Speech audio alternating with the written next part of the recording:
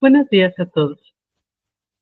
Bienvenidos sean al curso taller intensivo del análisis de datos a la publicación, escritura de artículos científicos. Para este curso sus facilitadores seremos el doctor Víctor Hugo Rentería Pedraza, la doctora Olga Margarita Malpica Mauri, la maestra en ciencias Nayeli Arce Villavicencio y su servidora, la doctora Sandra Gómez. Este curso está dirigido a estudiantes y docentes con datos recolectados, personas con interés de publicar artículos científicos con visión inicial del quehacer investigativo. El objetivo de este curso es guiar a los participantes en el análisis, la interpretación y la redacción de resultados de investigación para elaborar un manuscrito científico, listo para dictamen editorial, ya sea en la revista Episteme o en cualquiera que sea de su interés.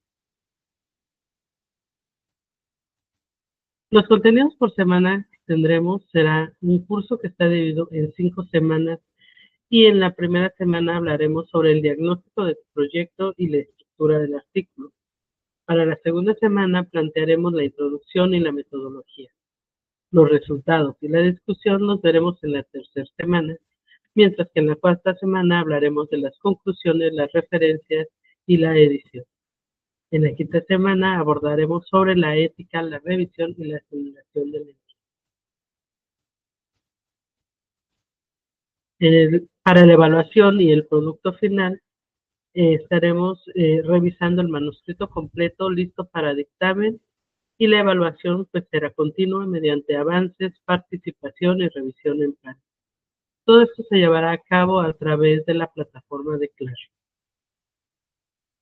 Muchos de ustedes ya habrán recibido la invitación para Classroom y estarán ingresados en esta plataforma. Sin embargo, si después te estás incluyendo o estás interesado, puedes accesar a Classroom a través de este código. Bueno, sin más preámbulo, empecemos. En la semana 1, como les había comentado, yo seré su facilitadora, la doctora Sandra Gómez Fuentes, en esta primera sesión. Plantearemos lo que es el diagnóstico del proyecto y la organización del artículo. Para esto, haremos una revisión crítica del proyecto y los datos que ustedes ya habrán recabado. Vamos a evaluar el estado actual del trabajo investigativo y la calidad de esos.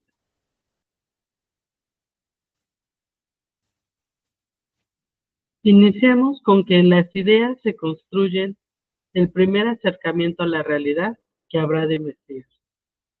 Para poder nosotros tener un trabajo de calidad, lo primero que tenemos que tener es una idea de calidad. Las ideas constituyen la más importante de un proyecto de investigación. Sin ellas, no tendremos esta chispa que inicia el proceso científico. El proceso científico es necesario que parta a través de la pasión. Esta pasión te va a guiar a través del proceso para que tú puedas investigar con interés sobre el proyecto que tienes planteado. Cuando estás investigando sobre algo y no tienes esa pasión, se siente en el proyecto, se siente en el artículo de investigación, porque no vas a buscar un extra en la información que estás buscando, te conformas. Entonces, por eso es muy necesaria que esté esa chispa de pasión. Toda investigación inicia con una idea, una inquietud que proviene de múltiples fuentes, ya sea lo que tú has visto en lo personal, en alguna conversación, en alguna lectura, un tema que te surgió como una duda.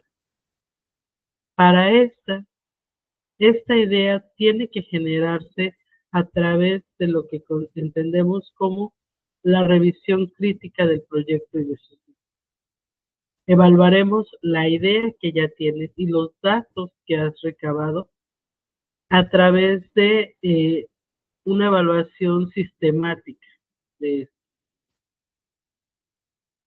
La idea debe traducirse como una pregunta o un problema de investigación claro, preciso y delimitado. Cuando tú desarrollaste en primera instancia tu problemática, lo primero que tuviste que hacer es clarificarla para ti.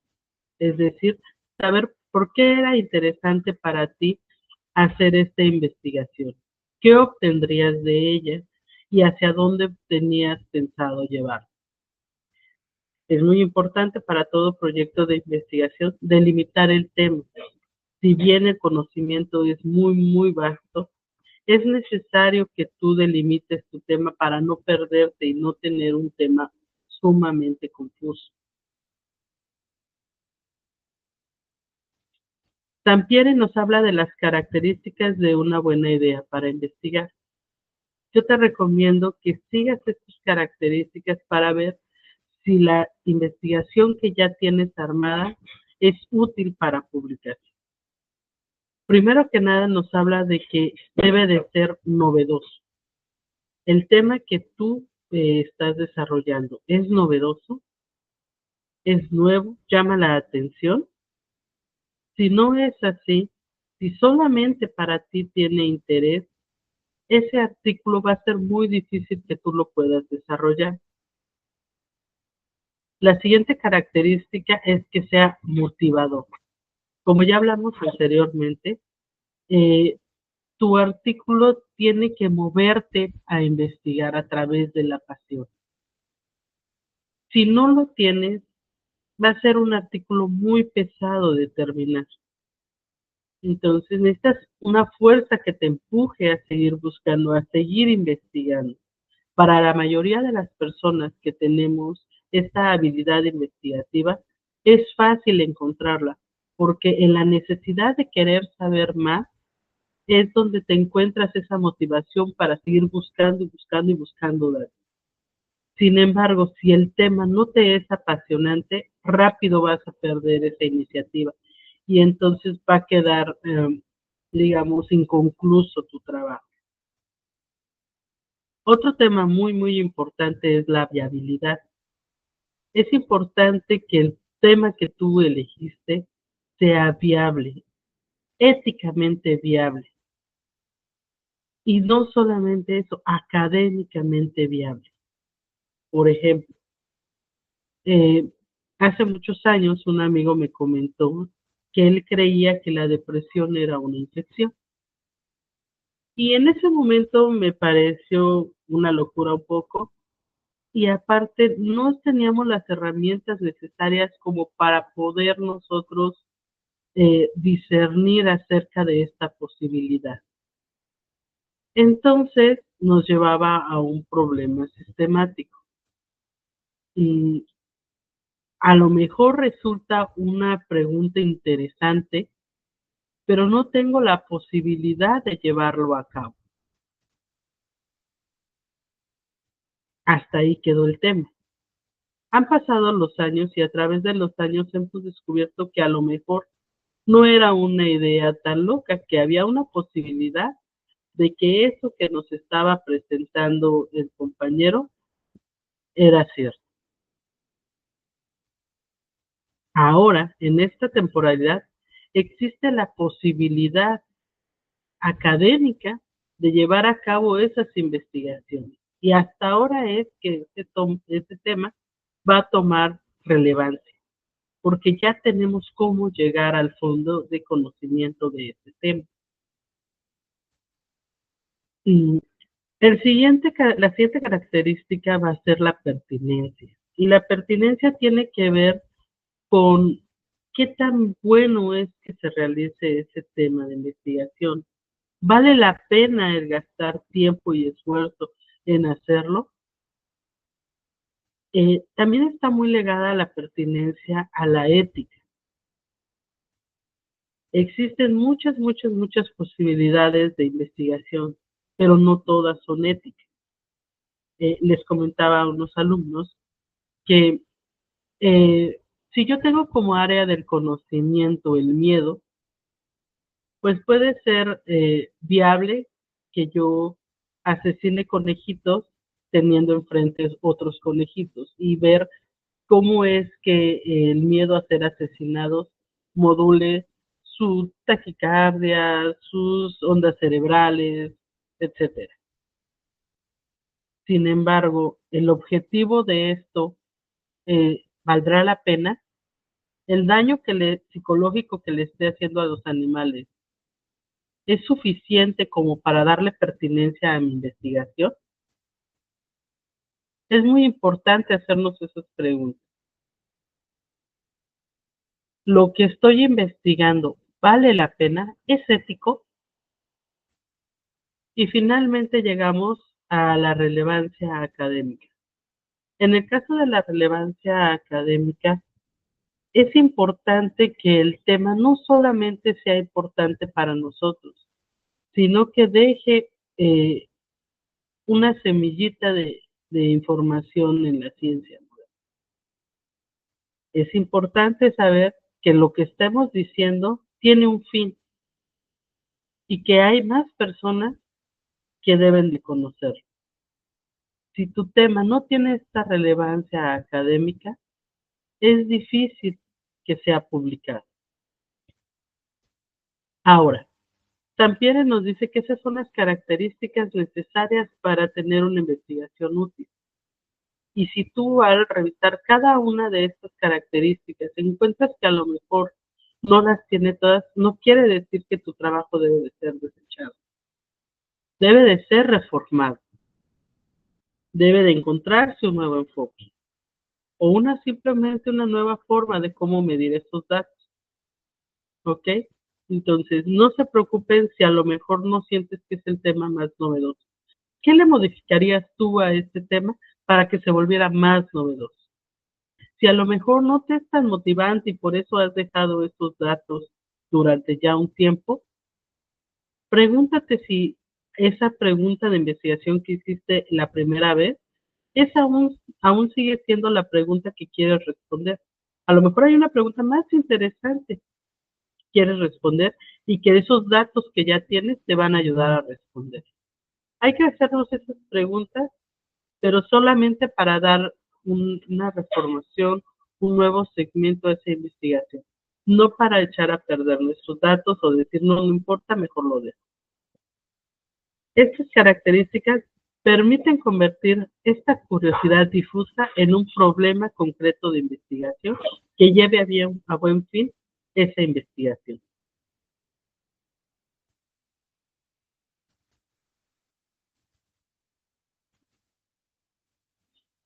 Dentro de estos aspectos clave que nos dice Sampieri, vamos a encontrar que para poder seguir en esta investigación, lo primerito que tenemos que hacer es un planteamiento del problema claro y viable. Es decir, ¿por qué quiero hacer lo que estoy tratando de medir? ¿Qué quiero ver? ¿Hacia dónde quiero llegar? ¿Por qué? ¿Qué es lo que veo en mi contexto que me invita a hacer esa investigación? Mientras yo tenga ese planteamiento lo más claro posible, entonces habrá más posibilidades de que esa investigación sea lo más viable posible. Y en viable nos vamos a dirigir en el hecho de mantenerlo lo más simple posible. Ahora, los objetivos que sean derivados de ese problema deben ser objetivos viables también, que resulten propiamente del origen de tu problema. Recordemos que los objetivos nos hablan de qué queremos hacer y cómo es que queremos hacerlo. Con respecto a la coherencia entre el problema y el marco teórico y los métodos, tenemos que el marco teórico es todo el antecedente que tú tienes en literatura, ¿ok? Y los métodos van a ser toda esta estructura que te va a permitir obtener los resultados. Si no tenemos coherencia entre el problema que elegiste, los antecedentes que tenemos de tu tema y cómo quieres llegar a ello, va a ser muy difícil que tu artículo sea viable. Finalmente, tenemos la evaluación de la calidad de los datos. Creo que es uno de los aspectos más primordiales.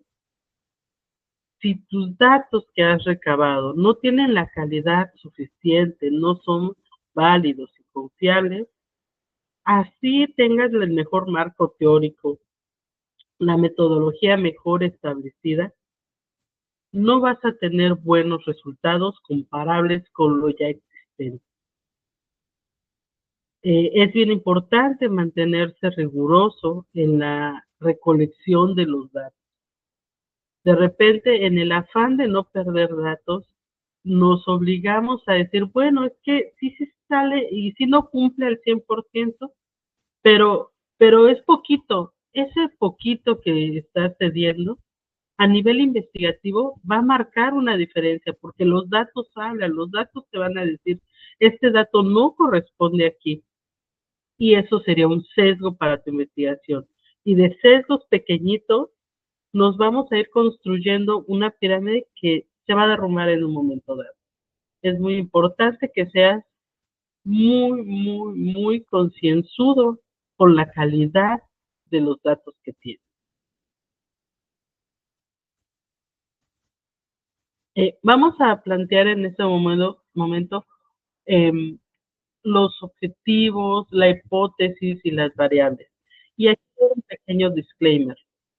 Esta sección está diseñada propiamente para los chiquitines que están recién escribiendo, que tienen datos nuevos y que ellos aún no conocen básicamente cómo hacerlo.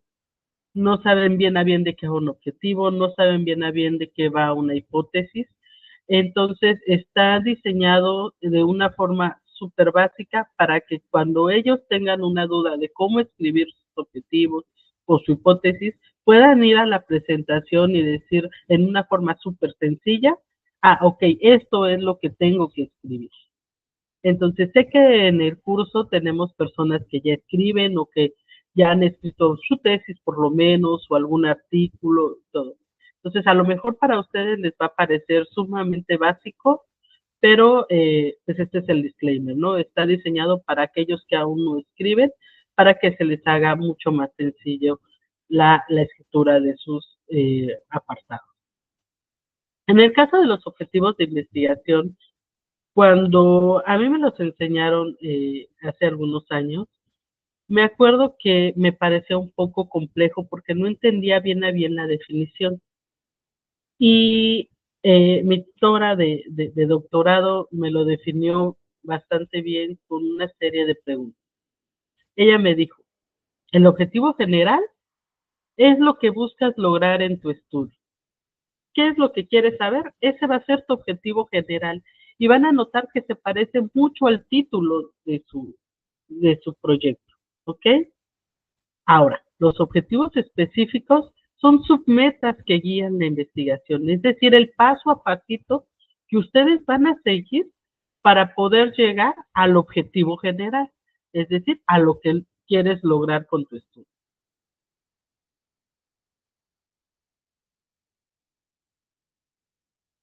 Con respecto a la hipótesis, eh, me gusta esta imagen porque a lo mejor para algunos si lo ubican u otros es algo demasiado viejo, pero bueno, es el doctor Gadget.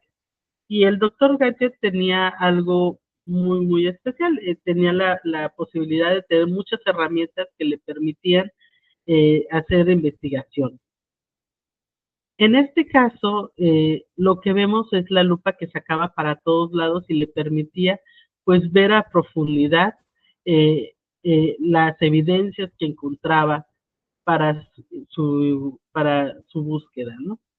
En este caso, yo creo que la hipótesis es esta lupa que te permite observar qué es lo que las evidencias que tienes con respecto a esta investigación y que te va a llevar a obtener la respuesta final de lo que crees que te va a llevar tu estudio. La hipótesis es una proposición tentativa sobre las relaciones entre variables y suena un poco complejo, pero es bastante fácil. Lo que nos dice es una oración en positivo sobre lo que crees que va a pasar o qué es lo que está resultando de tu investigación. Se formula con base en el problema, y la teoría. Y en esta no siempre se utiliza, existen los estudios exploratorios que ellos, pues como apenas estás tratando de investigar de qué va la cosa, pues no vas a tener esta visión del futuro para saber cómo concluye.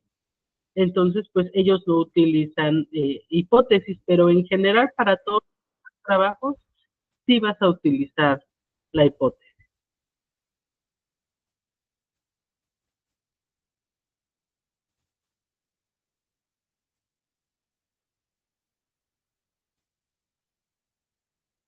Ahora, existen diferentes tipos de hipótesis.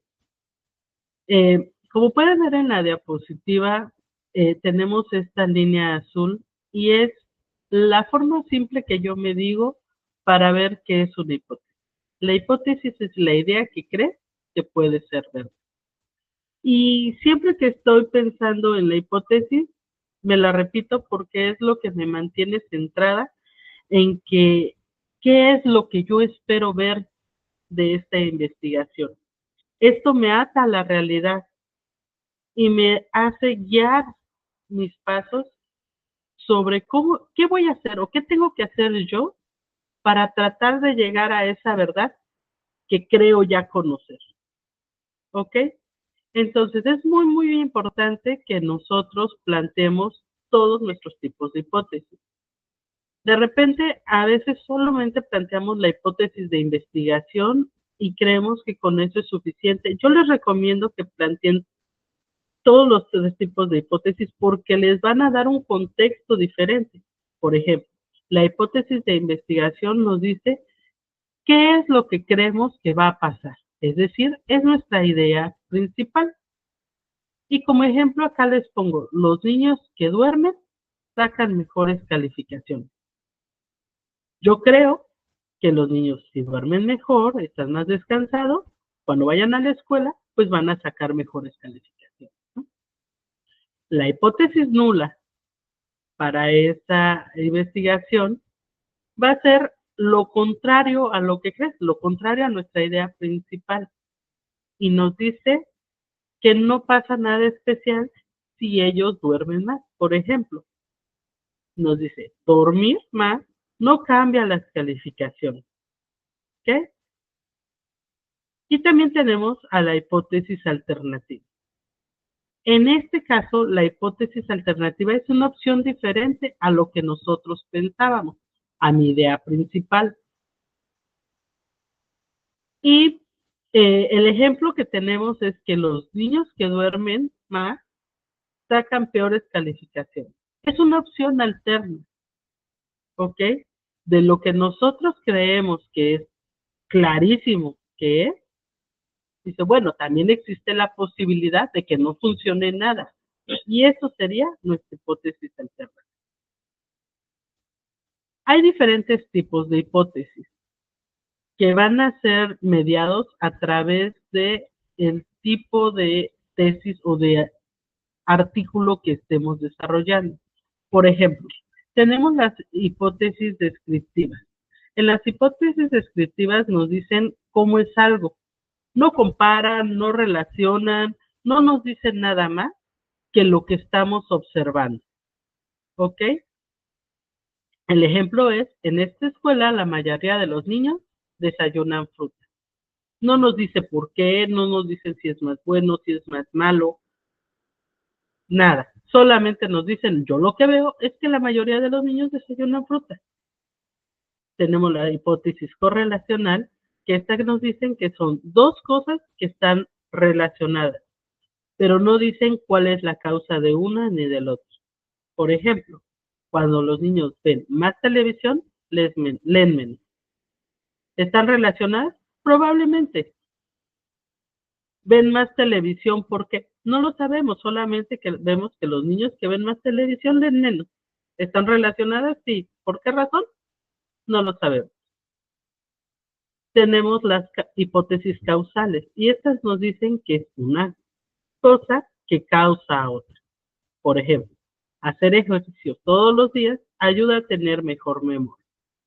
Bueno, al ejercitarnos más, pues nuestro cerebro tiene mayor oxigenación y entonces esto nos va a ayudar a los procesos cognitivos. Como hice una cosa, voy a tener un resultado en otro. Tenemos las hipótesis de diferencia entre grupos y en este caso se van a comparar dos grupos diferentes. Por ejemplo, las niñas sacan mejores calificaciones en lectura que los niños. ¿Hay una razón específica de por qué? No sé, en este momento no lo sabemos. Lo que sí sabemos es que las niñas están sacando mejores calificaciones en lectura que los niños. Después tendremos explicaciones de por qué pasa lo que pasa, pero hasta este momento solo tenemos esta hipótesis. Ocurre esto por tal razón. Ahora, las variables en la hipótesis, mejor dicho, las variables surgen de la hipótesis. Pero primero tenemos que entender qué son las variables. Y las variables van a ser todo lo que se estudia, se mide o se manipula.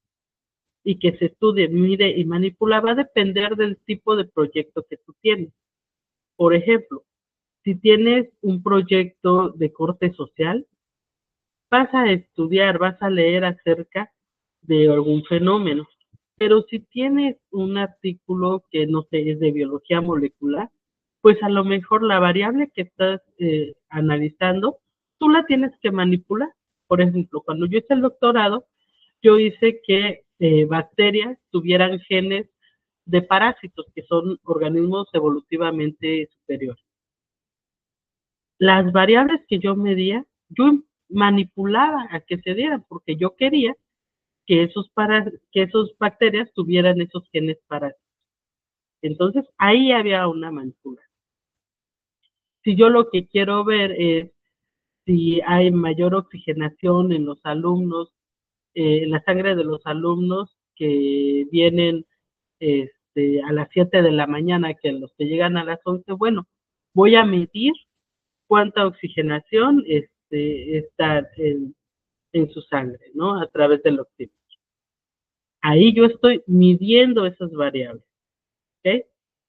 Entonces, como puede ver, va a depender mucho del proyecto en el que nosotros estemos trabajando, si vamos a estudiar, a medir o a manipular las variables. Y entonces vamos a poner en claro que las variables es algo que puedes observar, contar, medir o cambiar en un experimento. Básicamente es lo que estás estudiando, ¿ok? Y como ejemplo les pongo este. Si quieres saber si dormir bien ayuda a sacar buenas calificaciones, ¿cuáles serían nuestras variables? Bueno, pues serían las horas del sueño y las calificaciones, porque es básicamente lo que podemos medir.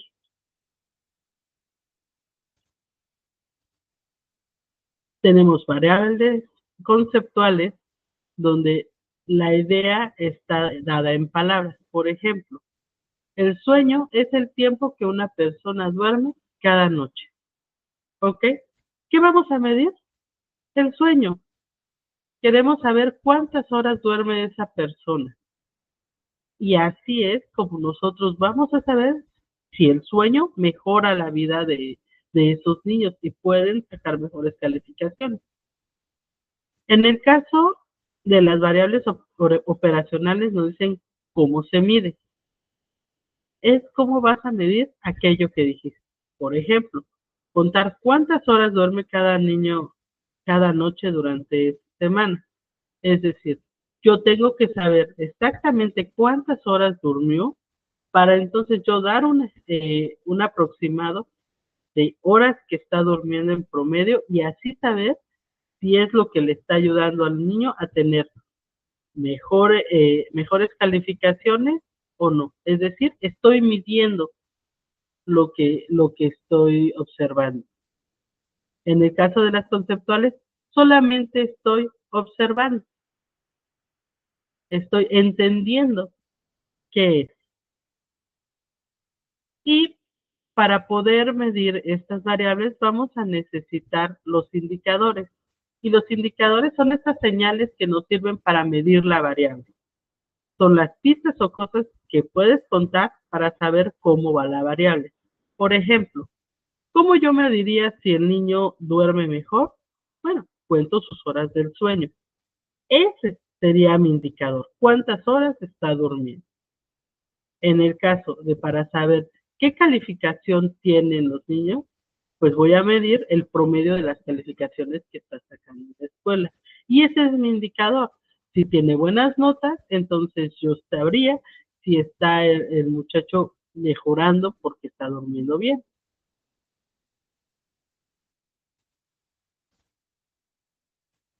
Ahora, es muy importante también anotar la búsqueda de referencias. Para tener una investigación de calidad, es muy importante hacer una búsqueda de referencias adecuada. Yo normalmente utilizo estas plataformas que son de información confiable y las uso dependiendo de la necesidad que tengo. Por ejemplo, si estoy investigando sobre un tema que es nuevo para mí, lo primero que voy a hacer es buscar en Google Academic, porque me va a decir de una forma más general la información. Recuerden que en Google podemos encontrar libros, revistas, pero también páginas. Entonces es un acercamiento como que al grosso de la información y donde yo pueda ir entendiendo poco a poco antes de aventarme a lo más específico, me puedo dar un acercamiento al mar de información que después, una vez que ya tengo más o menos la idea de qué es lo que quiero investigar, pues me voy a ir a una revista o a una plataforma como Redalic. Redalic es sobre todo una plataforma de artículos latinoamericanos o de habla en español y me va a permitir entonces conocer mi contexto desde mi idioma. Y es importante que cuando apenas estamos investigando acerca de un tema, busquemos información de nuestro idioma porque va a ser más fácil adquirir los conocimientos necesarios.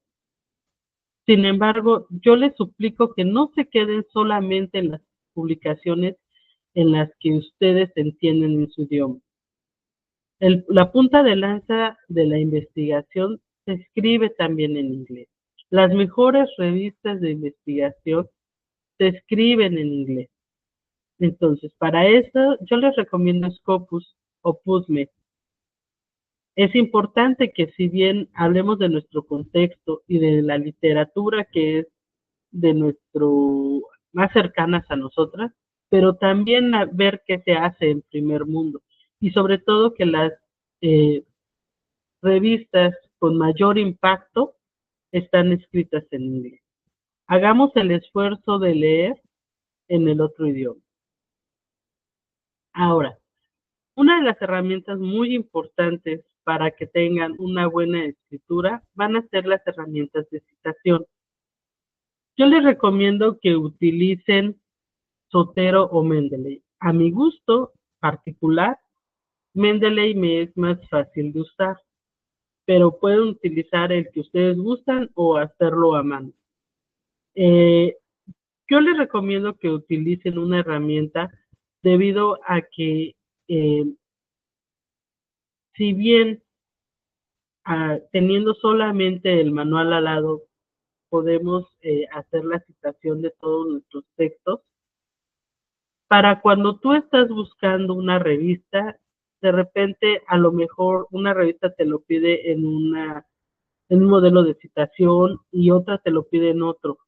Para poder cambiar fácilmente de una revista a otra, pues Mendeley te va a apoyar a hacerlo en 2 clics, en lugar de que tengas que cambiar a mano todas tus citas y todas tus referencias. Con 2 clics estás listo para ya mandar a tu otra revista de interés.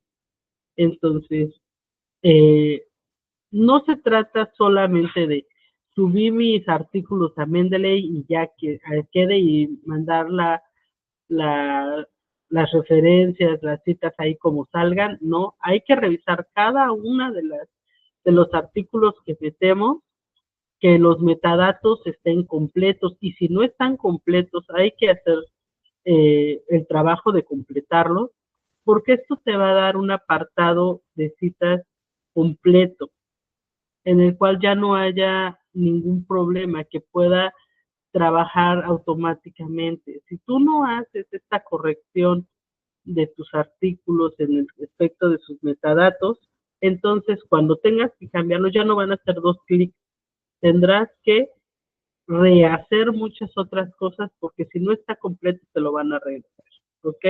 Entonces, es mucho más fácil hacer artículo por artículo la corrección de los metadatos, que lo hagas todo de una vez y que cuando los necesites cambiar, tengas que cambiar las 10, 20, 30 o 100 citas que tienes ahí. Les recomiendo que lo vayan haciendo poco a poco y trabajando. Ahora, solamente para recordarles que para Episteme y para la Universidad Internacional de La Paz, el estilo que utilizamos es Apaciente, la 7ª edición, y es muy importante que revisemos que esté el autor, el año, el título y que la gente esté bien descrita. ¿Ok?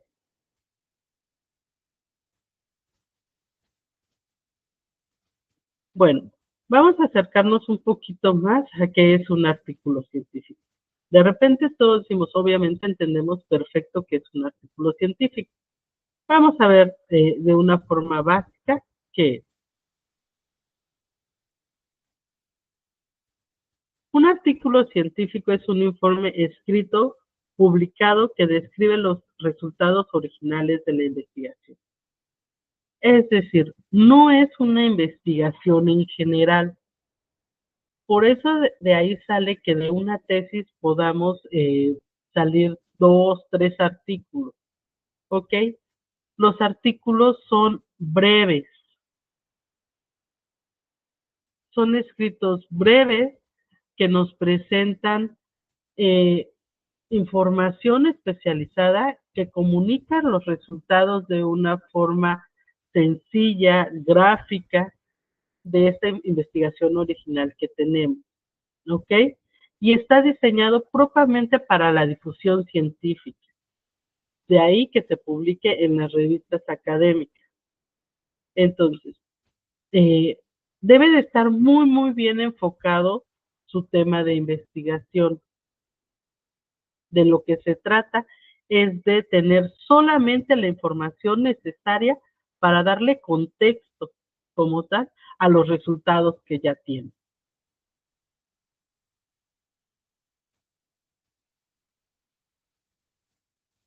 Debe de ser comprensible, verificable y permitir que este estudio pueda replicarse o refutarse. Y es muy importante este tema de replicarse o refutarse. Eh, Cualquiera que tome tu trabajo como ejemplo debe de tener la posibilidad de utilizar básicamente la misma tipo de datos, la misma calidad de los datos y que le resulte algo muy parecido esté donde esté. Si no, tiene fallas tu protocolo. ¿Okay? Si no está logrando replicarse, quiere decir que hubo fallas, hubo sesgo en tu investigación. Y sobre refutarse, es bien importante entender que nadie de nosotros queremos que se refuten sus datos y que digan estos datos no son ciertos. Pero hay que anotar que la investigación, la ciencia envejece. Entonces, a lo mejor algo que tú publiques hoy, dentro de 10 años, no sea cierto y no quiere decir que hayas hecho mal tu trabajo. Quiere decir que en este proceso, en este momento donde tú lo estás publicando, esta era la verdad. Posteriormente, esa verdad puede cambiar. Recordemos que la verdad es subjetiva. Y eso no le resta importancia a nuestros datos. Tu investigación va a envejecer y a lo mejor cuando envejezca va a haber alguien que te diga, lo que escribió Gómez en el 2013 ya no es cierto. Bueno, existe la posibilidad. Y lo decía hace rato como ejemplo, ¿no? Mi primer artículo, o el artículo del que me siento más orgulloso, es un artículo del 2015, en el que utilicé inteligencia artificial para la identificación de genes de proteínas de excreción. en un genoma, que estaba anotado, pero no tenía posibilidad de tomar material genético y buscar las proteínas. Entonces, ideé un modo de cómo con inteligencia artificial pudiera identificar estos genes. Pues bueno, la metodología del 2015 de la inteligencia artificial ha cambiado muchísimo, muchísimo. Entonces, la metodología que en ese momento yo propuse, pues era súper innovadora, tan innovadora, que se publicó en una revista de super alto impacto como el Scientific Report. Pero para este momento de la vida, donde utilizamos inteligencia artificial de forma muy, muy sencilla para muchas cosas, pues a lo mejor esa inteligencia artificial ya quedó viejita. O sea, cuando la empecé a utilizar, yo tenía que programar para poder hacer uso de esta inteligencia artificial. Ahora le damos el prompt, le damos la idea y hace muchísimas cosas, ¿no? Entonces, sin duda, esa información ya envejeció. ¿Se puede refutar? Claro, me pueden decir, ¿sabes qué? Este gen que tú dijiste que era, bueno, que sintetizaba una proteína de excreción, no la sintetiza. Ok, pero bajo la información que tuve en ese momento, bajo todos los datos, demostraban que sí lo iba a hacer. Entonces, hay que no tenerle miedo a que nos refuten los datos, es parte del trabajo. Y bueno, existen 7 puntitos que nos van a ayudar a tener un artículo exitoso. Primero que nada, debemos de entender que los artículos se apoyan en la evidencia empírica. De repente, cada que hablamos de la evidencia científica, como que decimos, sí, sí, eso es lo más importante porque me da evidencia, porque puede ser experimental, porque y dejamos de lado la evidencia empírica, ¿no? Pero recordemos que la ciencia misma inicia desde una observación, desde una idea, desde su chispa, ¿ok? Entonces, no se nos olvide, los artículos se apoyan en evidencia empírica. Segundo, debemos de presentar una estructura lógica. Si nuestro artículo no tiene esta estructura lógica, va a ser muy difícil que nos lo publiquen, porque es una herramienta de difusión, debe de ser fácil que entendamos el tema. Entonces, si no tienes estructura lógica, es muy, muy, muy difícil que te lo publiquen. El tercer punto nos habla sobre la fundamentación teórica y metodológica. Todo lo que nosotros publiquemos en ese artículo debe de estar fundamentado en la información ya existente y los métodos que nosotros utilicemos para la obtención de nuestros datos deben de tener también un fundamento metodológico del por qué voy a utilizar esta metodología para obtener esos datos. ¿Ok? Con respecto a la rigurosidad en el análisis, que es nuestro cuarto punto, es importantísimo que seamos rigurosos con los análisis que realizamos. Si tú empiezas a ceder, de repente te vas a encontrar en un mar de sed. Si no entra ese dato, no entra. Así sea poquito, así ya merito, es que ya casi no. Si no está dentro de tus criterios, no entra y debes de sacarlo. Y es para ti. O sea, va a ser la mejor herramienta para ti. Porque una vez que pasas un sesgo, vas a pasar otro y otro y otro y otro y otro. Y cuando te des cuenta, estás en un martes. El quinto punto es la estructura formal. Todos los artículos tienen una estructura. La introducción, metodología, resultados, discusión, conclusiones y referencias. Esa es la estructura que tienen todos los artículos. Aunque de repente no veamos el subtítulo que diga introducción, existe una introducción. Es necesaria para darnos esta apertura al tema. Aunque de repente no diga metodología, ahí hay un apartado que nos dice cómo es que recabaron esos datos, cómo es que los fundamentaron. Y así con todas y cada una de las partes. ¿Okay? Aunque no venga el titulito, sí debe de estar dentro de nuestro escrito. El sexto nos habla acerca del lenguaje técnico y preciso. Es muy importante ser cuidadoso con el lenguaje académico. De repente, empezamos a escribir como hablamos y como hablamos con nuestros amigos. Esto no puede ser posible a nivel investigativo, ¿ok? Para que nos entiendan bien en todos lados y de qué estamos hablando, es bien importante que utilicemos un lenguaje técnico, preciso y adecuado. En el punto 7 tenemos la finalidad de divulgar descubrimientos científicos. Recuerden que esta es la premisa del artículo científico.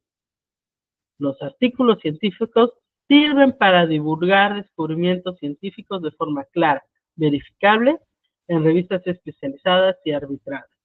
Para eso sirve el artículo. Entonces no se nos puede ir. Tenemos que divulgar esa información. Ahora, hay diversos tipos de artículos y cada uno tiene una utilidad y un propósito dependiendo de la investigación que estemos realizando. Por ejemplo, no les voy a leer todos los tipos de para qué sirven, porque son muchos.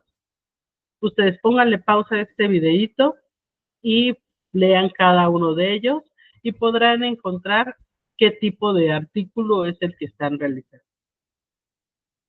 Tampoco se casen con el nombre de un artículo. El clasificarlo es importante porque tiene ciertas características entre cada uno de ellos, pero no va a servir más allá que para darte una estructura. Si tu artículo no cumple al 100% con la estructura que está planteada en el texto, no te preocupes. Tu artículo sigue teniendo el mismo valor y sigue sirviendo para lo mismo que es difundir. ¿Ok? Bueno, tenemos reportes de investigación empírica, tenemos los reportes de evaluación o diagnóstico, revisión, síntesis o de metaanálisis, tenemos artículos conceptuales o teóricos, tenemos los reportes descriptivos, los ensayos, los artículos de opinión y las revisiones de libros o artículos. Cada uno con sus propias características y las utilidades adecuadas para cada uno de los temas de investigación. Hasta aquí lo que tenemos es un contexto de qué es lo que necesitamos saber para empezar a escribir. Muchos de ustedes ya tienen los datos, pero no solamente los datos recabados, sino ya tienen escrita su hipótesis, sus objetivos. Revísenlos. Es el momento adecuado para revisarlos, para replantearlos, para darles una nueva vista. De repente, nos casamos mucho con la idea de este artículo tiene que tratar de esto. Pregúntate si tus datos te dan para lo que quieres decir. A veces tenemos los datos que van por un lado y la hipótesis nos habla de otra cosa totalmente distinta. ¿Es lo adecuado? No, pero llega a pasar. Analiza claramente qué es lo que tienes y con qué vas a trabajar. Y reescribe. Si notas que tu trabajo tiene sesgos, no te preocupes, es cuestión de nuevamente focalizar tu objetivo de estudio y ponerlo dentro del marco adecuado. Recuerden que el objeto de estudio siempre debe de estar en el centro del marco de estudio. ¿Y qué vamos a entender como marco de estudio? Pues todo el estudio del arte, toda la información que existe acerca de este tema. Hay que leer la información que está cerquita de lo que quieres investigar, pero no solamente esa, tienes que también leer la que está a lo largo de toda esta información. Lo que esté más lejano también te va a ayudar a dar un contexto, ¿ok? Y hacer ese marco tan grande o tan pequeño como tú necesites. Teniendo en cuenta lo anterior, los resultados que esperamos para esta sesión es que empiecen a trabajar con la revisión de sus hipótesis, de sus variables, empiecen a a buscar los indicadores y cómo van a medir esos indicadores. Revisen sus datos y que esos datos estén completos, y que si tienes un dato por ahí que no tiene la calidad adecuada, lo saques de una vez. Vuelve a revisar tus criterios de inclusión y de exclusión de esos datos para ver si sigues en el objetivo. ¿Ok? Entonces, pues, vamos a trabajar. Aquí les adjunté una pequeña plantilla de diagnóstico del proyecto de investigación. Lo que van a poner en una primera parte es el título del proyecto, el nombre del investigador, el problema, o sea, me vas a describir exactamente cuál es tu problema de investigación, su relevancia y cómo lo vas a delimitar, tus objetivos, las preguntas de investigación o las preguntas detonantes, la hipótesis, si aplica, que ya vimos que casi en la mayoría va a aplicar, las variables y los indicadores. Esta plantilla ya llena la vas a subir a Classroom. Yo les voy a poner el espacio para que la suban y tiene fecha de corte hasta antes de la siguiente sesión, que será el próximo jueves. ¿Ok? Entonces, tienen todo el día de hoy, el día de mañana, para llenar esta plantilla de diagnóstico. Nos van a poner el diseño metodológico breve, el estado actual del proyecto, o sea, hasta dónde han llegado. Van a hacer una pequeña evaluación de coherencia, la calidad de los datos y las necesidades para avanzar en la escritura del artículo. ¿Qué necesitas? ¿Dónde te quedaste? ¿Por qué te quedaste ahí? Y después van a hacer lo que se conoce como una matriz de alineación. En esta matriz de alineación vamos a tener cuáles son nuestros objetivos, qué datos tenemos y hasta dónde llegamos, ¿no? A qué hallazgos encontramos. Permite la visibilización de la coherencia entre los objetivos, los datos y los hallazgos preliminares. Les pongo también este pequeño listado de cómo utilizar esta matriz de datos a través de unos puntitos muy en cortito, y lo que vayan a rellenar es esta la matriz. ¿Cuál es tu objetivo específico? Recuerden que los objetivos específicos son las submetas para llevar al objetivo general, los indicadores o variables, o sea, cómo vas a medir el cumplimiento de este objetivo específico, qué datos tienes para cumplir en esta medición, y ya, si ya tienes mediciones, ¿cuáles son los hallazgos que encontraste? ¿Ok? Esto nos va a servir para saber qué coherencia tienen básicamente tus datos.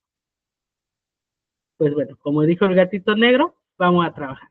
Me despido de ustedes agradeciéndoles su tiempo, dejándoles mucha tarea y nos vemos pronto el siguiente jueves. Saludos.